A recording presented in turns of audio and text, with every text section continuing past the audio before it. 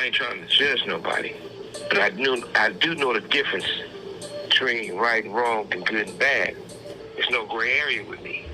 So when people saying these things about T.D. Jakes, I would love to have a conversation with Jakes.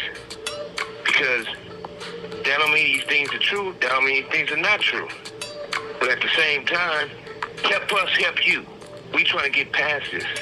The only way we can get past this by working with each other. You know, it was a guy grew up in my neighborhood from the east side. And you know, my mother knew every person in the neighborhood on the east side of Compton, staying with all of the area. My mother used to go and sell people towels and sheets and pillowcases, and they didn't have the money.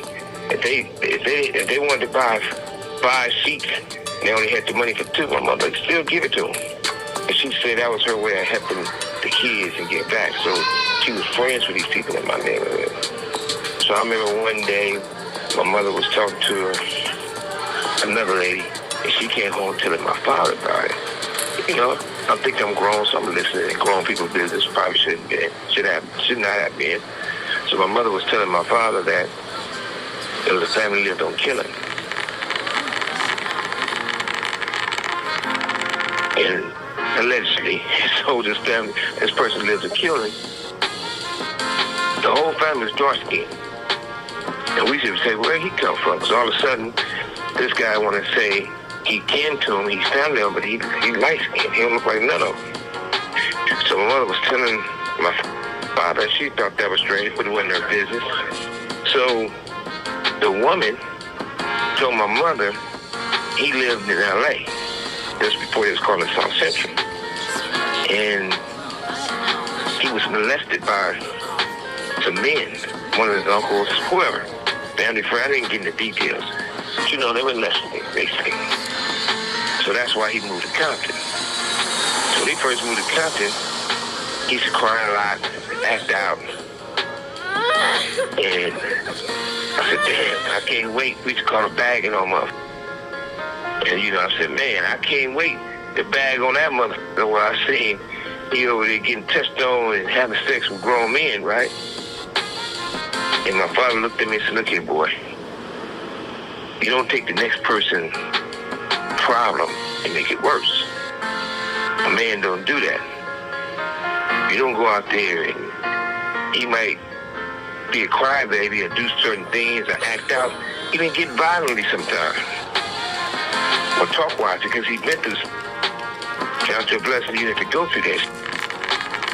So in 2024, I know a lot of people always say, oh, this not true, that's not true. Oh, okay, oh, that's fine. But the person, I'm not going to say your name, but it's been heavy on my heart. I'm willing to pay for it.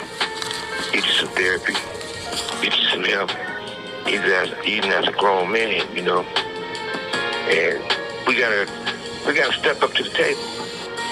And you know, ain't about putting James down. Oh, whoa. I didn't mean to call his name out, so scratch that. But he knew what I'm talking about. I'm not gonna say his last name or his gang name or nothing like that. But my hand is there. Get in contact. I got you.